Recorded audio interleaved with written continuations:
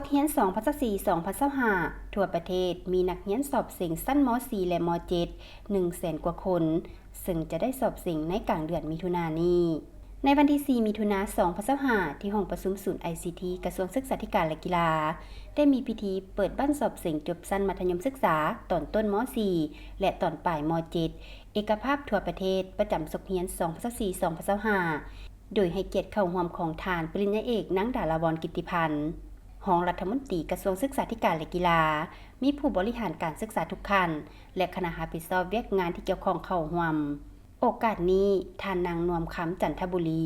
ว่าการแทนหัวหน้ากรมสามัญศึกษาให้รู้ว่าในศกเฮียน2 ภาษา4 2025สั้นมัธยมศึกษาตอนต้นม .4 มีนักสอบเสียงรวมทั่วประเทศทั้งหมด 69,164 คนหญิง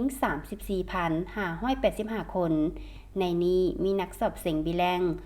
271 คนเป็นหญิง157 คนนักสอบเสียงสงฆ์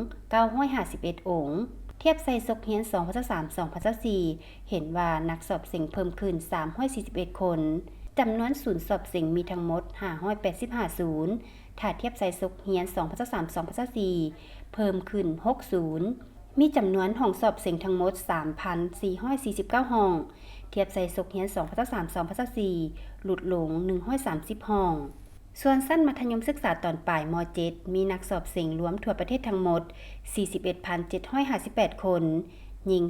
20,055 คนในนี้มีนักสอบเสียงบิแลง195 คนหญิง111 คน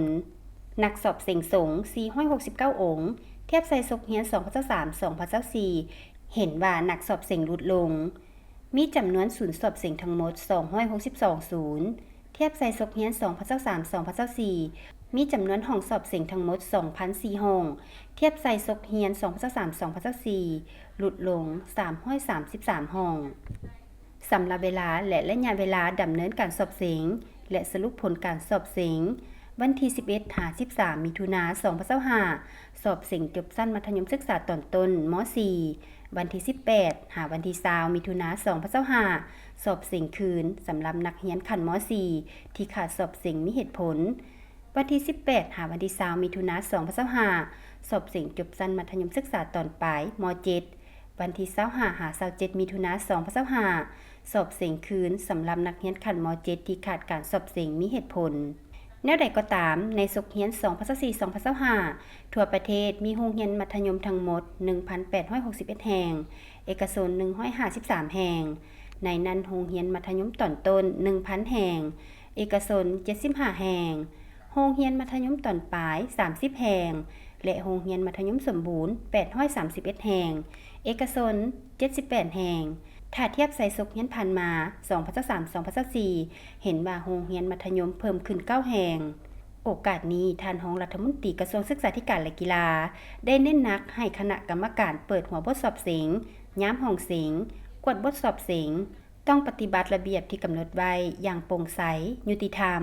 โดยเฉพาะให้ปฏิบัติตามตารางรายวิชาในระยะการสอบเสียงอย่างเข้มงวดกรรมการจากกระทรวงลงติดตามการสอบเสียงต้องปฏิบัติตามกฎระเบียบทุกมาตราที่กำหนดไว้พร้อมทั้งนำเอาเอกสารทุกอย่างที่ต้องเอากลับมากรมสามัญศึกษาให้ครบทุกอย่างแต่ละศูนย์ที่มีคณะเฉพาะกิจประจำอยู่ขอให้เอาใจใส่อย่างเข้มงวดและระยะเวลาสอบเสียงให้ประสานกับภาคส่วนที่เกี่ยวข้องให้ปิดบรรดาห้านบันเทิงห้านกินดื่มที่จะก่อให้เกิดความเสี่ยงต่างๆ